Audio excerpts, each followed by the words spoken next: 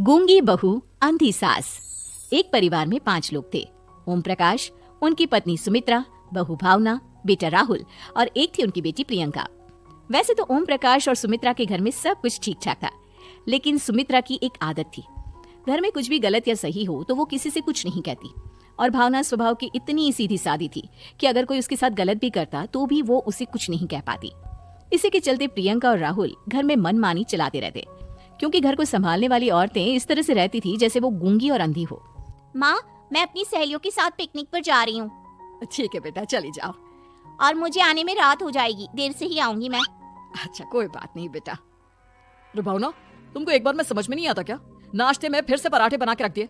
कितनी बार तुमसे कहा है कि मेरे लिए ढंग का नाश्ता बनाया करो। ठीक है जी, आगे से ध्यान रखूंगी। अरे ये बहू से किस तरह से बात कर रहे हो तुम राहुल? अरे तो और क्या करूं पापा, इसको कही बात एक बार में समझ में ही नहीं आती। सुमित्रा, तुम अपने बेटे को समझाती क्यों नहीं? बहू से बात करने का ये क्या तरीका है? अरे जिसकी जैसी मर्जी आए करो, मुझे क्या। भावना बेटा, तुम भी तो कभी कुछ कहा करो। इस तरह क्यों सबकी बातें सुनती रहती हो? कोई बात नहीं पापा जी, सब ठीक है।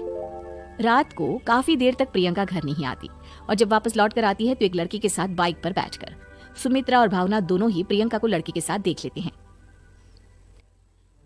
आज तो जोर से डांट पड़ने वाली है, लेकिन मैं डर क्यों रही हूँ? माँ तो सब कुछ देखकर भी अंधी बनी रहती है। और रही बात भाभी की, वो किसी को कुछ नहीं बताने वाली। कहने को भगवान ने आवाज दी है, लेकिन गूंगी है गूंगी। अरे प्रियंका बेटा, इतनी रात को कॉलेज से लौट कर आ रही हो? कहाँ गई थी तुम? पापा, वो सहेली के घर पर थी, पढ़ाई करने के लिए रुक गई थी। अच्छा ठीक है, जाओ अपने कमरे में जाओ और सो जाओ। सुमित्रा ने अपनी बेटी को एक लड़की के साथ इतनी रात को आते देखकर भी उससे कुछ नहीं कहा और भावना ने भी इस बारे में किसी से कोई बात नहीं की। कुछ दिनों के बाद मामा जी का फोन आया था। उन्होंने प्रियंका के लिए कोई रिश्ता ढूंढा है। लड़के वाले उसे देखने आ रहे हैं। अरे मुझे नहीं करनी शादी वादी, किसी लड़की को बुलाने की कोई जरूरत नहीं है। ये तुम क्या कर रही हो प्रियंका बेटा? तुम्हारी शादी की उम्र हो चली है और तुम्हारे मामा जी ने बहुत अच्छा रिश्ता बताया है। पापा, अब जिद क्यों कर रहे हैं? और आप क्यों मेरी मर्जी के खिलाफ शादी कराना चाहते हैं? अरे माँ, इसको समझाइए ना। आपकी बेटी, आप तो बस चुपचाप सब कुछ होते हुए भी देखती रहती हैं। अरे तो क्या कहूँ, और मेरे कहने से क्या हो जाएगा? वैसे भी गलत क्या हो रहा है? सब कुछ सही तो है। भावना बहू, देखो तो प्रियंका हमारी बात नहीं समझेगी, लेकिन वो तुम्हारी हम उम्र है। क्या पता तुम्हारे कहने से उसे कुछ समझ में आ जाए। नहीं पापा जी, मेरे कहने से कुछ नहीं होगा। मैं प्रियंका को कैसे समझा सकती हूँ? वो ननद है मेरी, कहीं मेरी किसी बात का बुरा मान गई तो? सुमित्रा और भावना में से कोई भी प्रियंका को कुछ नहीं समझाता। इस बात से राहुल और ओम प्रकाश जी दोनों ही परेशान हो जाते हैं। और फिर जब लड़का प्रियंका को देखने के लिए आता है, मुझे आपकी बेटी बहुत पसंद है, मैं उसके साथ शादी करने के लिए तैयार हूँ। देखो, मुझे तुमसे शादी नहीं करनी, और ये बात जितनी जल्दी समझ में आ जाए अच्छा रहेगा। अरे तो फिर आप लोगों ने मुझे यहाँ बुलाया ही क्यों? माफ कर दो बेटा, वो हमारी बेटी जरा गुस्से में है, हम उसे समझाने की कोशिश करते हैं। हाँ, देखिए आप नाराज मत होइए, वो तो उसने बस ऐसे ही कह दिया होगा। अरे कोई ऐसे ही कुछ कहता है क्या? और ये आपकी पत्नी और माँ, ये दोनों इस तरह चुपचाप क्यों बैठे हैं, जैसे इस घर के मेंबर ही ना हो? आपके घर में सब कुछ ठीक तो है ना? अरे सब कुछ ठीक है बेटा। सुमित्रा, समझाओ ना अपनी बेटी को। अरे क्या समझाऊं, क्या होगा समझाने से? सब ठीक ही तो हो रहा है, गलत क्या हो रहा है? भावना, प्रियंका को अंदर लेकर जाओ और उससे समझाओ कि कितना अच्छा रिश्ता है। इतना अच्छा लड़का है, इस तरह से बिहेव ना करे। नहीं जी, मैं किसी से कुछ नहीं कह सकती जी। अरे अजीब परिवार है, मुझे तो यहाँ से निकलना पड़ेगा। इस तरह से तो आपकी बेटी की शादी किसी से नहीं हो सकती। जिसके घर की औरतें गूंगी और अंधी बनकर बैठ जाए, उस घर का कुछ नहीं हो सकता। ओम प्रकाश और राहुल सुमित्रा और भावना की हरकतों की वजह से बहुत परेशान हो जाते हैं। एक दिन वो दोनों आपस में बात करते हैं। वापस समझ में नहीं आता कि भावना और माँ को कैसे समझाया जाए। सही कहते हो बेटा, तुम और मैं काम के सिलसिले में सारा दिन घर के बाहर रहते हैं और घर की दोनों औरतें जिन्हें सारा घर संभालना चाहिए, गूंगी और अंधी बनकर बैठी हैं। पापा आप ही बताइए, इसका क्या उपाय है? मेरे तो कुछ समझ में नहीं आता बेटा, लेकिन हमें कुछ तो करना पड़ेगा, क्योंकि इन सब की वजह से प्रियंका बहुत ज्यादा बिगड़ती जा रही है।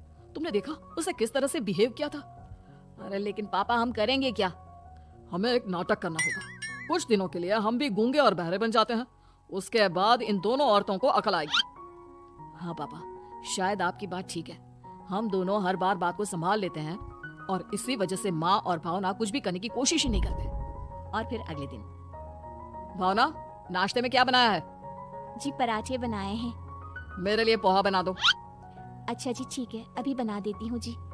बहू, नाश्ते में क्या बनाया है? पापा जी पराठे हैं और पोहे बन रहे हैं। और बहू, मुझे तो उपमा खाने का मन था, मेरे लिए उपमा बना दो। ठीक है पापा जी, अभी बना देती हूँ। भाभी जल्दी से जरा मेरा कॉलेज का टिफिन तो पैक कर देना। और सुनो, मुझे ना भिंडी की सब्जी खाने का मन है। सुमित्रा चुपचाप बैठी बैठी सब कुछ देख रही थी। उसने किसी से कुछ भी नहीं कहा और ये देखकर भावना को मन ही मन गुस्सा आ रहा था, लेकिन वो किसी से कुछ नहीं कह रही थी। उसे लग रहा था कि ओम प्रकाश जी जो हमेशा उसकी साइड लेते थे वो भी आज चुपचाप बैठे हुए थे। शाम के वक्त प्रियंका अपने बहुत सारे दोस्तों को लेकर घर आती है और उधर दूसरी तरफ से राहुल भी अपने ऑफिस के दोस्तों को लेकर घर आ जाता है। प्रियंका अपने कमरे में तेज म्यूजिक चलाकर डांस करती है और राहुल अपने दोस्तों के साथ बैठकर जोर जोर से हंस रहा था। प्रियंका और राहुल मिलकर पूरे घर को अस्त व्यस्त कर देते हैं, लेकिन भावना उनसे कोई शिकायत नहीं करती और सुमित्रा जी भी चुपचाप बैठी रहती है। लेकिन भावना और सुमित्रा के अंदर का गुस्सा धीरे धीरे बढ़ रहा था। फिर रात को ओम प्रकाश और राहुल एक दूसरे से बातें करते हैं। पापा, हमने इतना कुछ किया फिर भी भावना कुछ बोलती ही नहीं और माँ भी कुछ गलत करने से किसी को रोकती ही नहीं। तुम चिंता मत करो बेटा, इन दोनों के अंदर का गुस्सा भर रहा है और बहुत जल्दी बाहर आने वाला है। अगले दिन, अरे बहू, ये कपड़े धुले हैं या गंदे हैं? पापा जी कपड़े तो मैंने धोकर ही आपकी अलमारी में रखे थे। मुझे तो साफ नहीं लग रहा है, एक बार और धो देना। प्रियंका, मैं सोच रहा था कि तुम्हें उस लड़के से शादी नहीं करनी है ना, मत करो। एक काम करो, वैसे भी क्या रखा है शादी वादी में, तुम्हें जो लड़का पसंद है उसके साथ जाकर कोर्ट मैरिज कर लो। इस बार ओम प्रकाश और राहुल की बात सुनकर भावना और सुमित्रा के अंदर का गुस्सा जाग उठता है। मैं किसी से कुछ कहती नहीं जी, इसका मतलब ये है कि आप लोग मुझे परेशान करते ही रहेंगे। कल 4 बार मुझसे नाश्ता बनवाया, आज पापा जी मुझसे धुले हुए कपड़ों को बार बार धुलवा रहे हैं। अरे मैं इंसान हूँ जी, कोई मशीन नहीं हूँ। तुम दोनों ने मिलकर इस घर की कैसी हालत बना दी है और अपनी बहन को भागकर शादी करने के लिए कह रहे हो। तुम भाई हो या दुश्मन? ओम प्रकाश और राहुल जोर जोर से हंसने लगते हैं। अरे इसमें हंसने की क्या बात है? हम लोग यहाँ इतने परेशान हो रहे हैं जी, तुम लोगों को ऐसी हरकत करने के बाद भी हंसी आ रही है। ये क्या कर रहे हैं जी आप दोनों? यही तो हम चाहते थे कि सुमित्रा तुम अंधी होकर ना बैठी रहो। घर में कुछ भी गलत हो तो उसे रोकने की कोशिश करो। और भावना, तुम अपने साथ हो रहे गलत व्यवहार पर भी कभी मुंह नहीं खोलती, ये सही बात नहीं है। मैं चाहता था कि तुम्हारी भी जुबान खुले, तुम गलत बात का विरोध करो। गूंगी बहू और अंधी सास की ये जोड़ी इस घर में अब नहीं चलेगी।